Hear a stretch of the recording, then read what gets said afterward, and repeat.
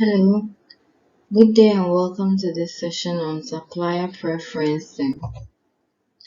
By the end of this session, you should be able to understand the supplier preferencing model and how it works. So just as for buyer-supplier relationship, there is what we call the portfolio segmentation tool, which buyers use to segregate their products in terms of the supplies they get from their suppliers. Suppliers also consider the segregation of their buyers based on the items that they deliver to each of their buyers and the value that it brings to them. So that is to the perspective of the supplier. They also have the supplier preferencing tool that they use to divide their buyers of their raw materials. So the supplier preferencing model illustrates how attractive it is to a supplier to deal with a buyer, as well as the monetary value of the buyer's business to the supplier.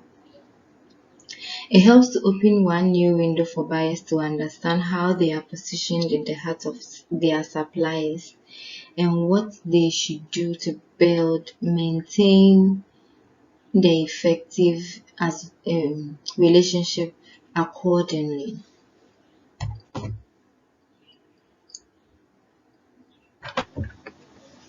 So this is a typical supplier preferencing model where suppliers consider the relative value of the account of the buyer's account and then the attractiveness of the buyer or the attractiveness of the customer, and divide their buyers or their customers into four groups.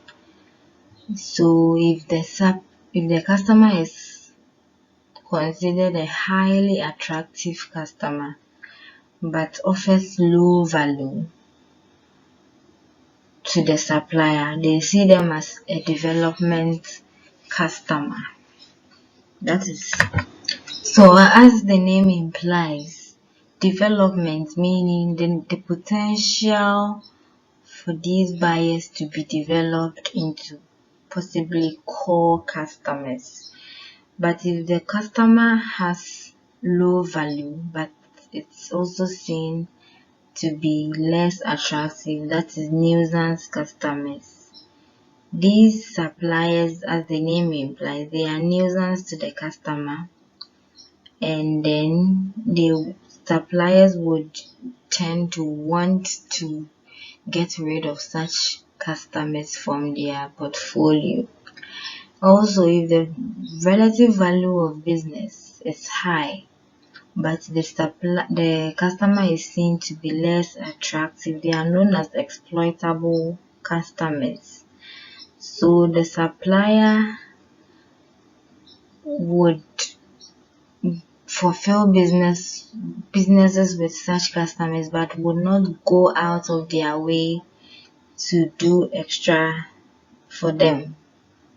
That will warrant additional costs because they are less attractive even though they offer high value. And then finally, those suppliers that are very attractive as well as offer high value to the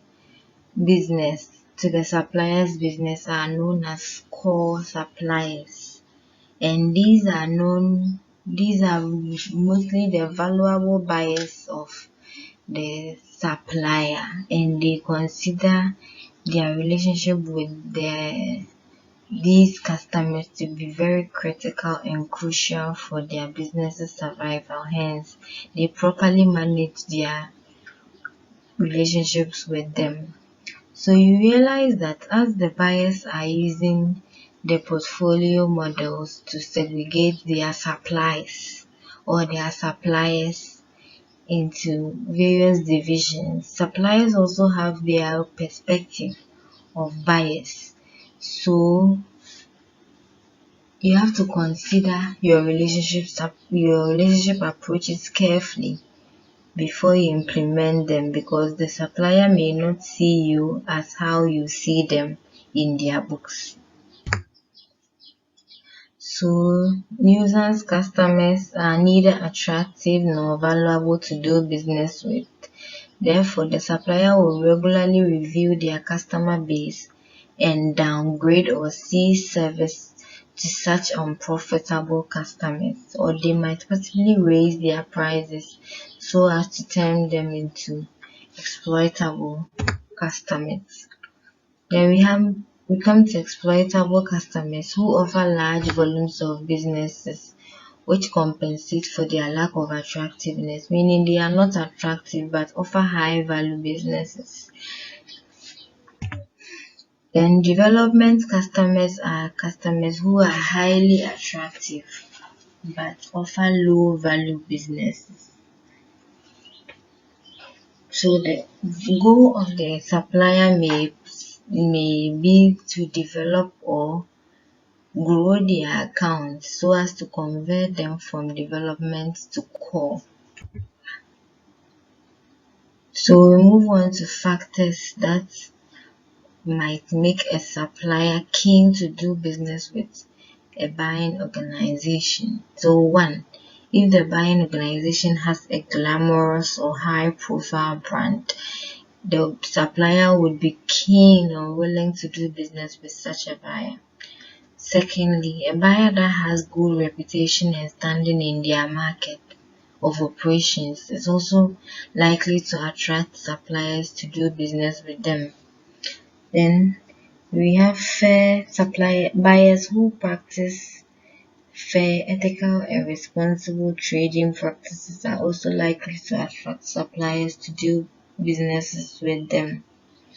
Then buyers who are willing to collaborate and co-invest in capability and performance improvements of their suppliers would attract suppliers to invest in relationship management and long-term business relationships with their suppliers. And then finally, suppliers who are and buyers who are willing to share risks, cost and value gains equitably with supply partners are likely to attract more valuable supply partners into their business, given these qualities. So this session has basically analyzed the supplier's perspective of analyzing their various buyers or customers to know their value as well as attractiveness when doing business with them.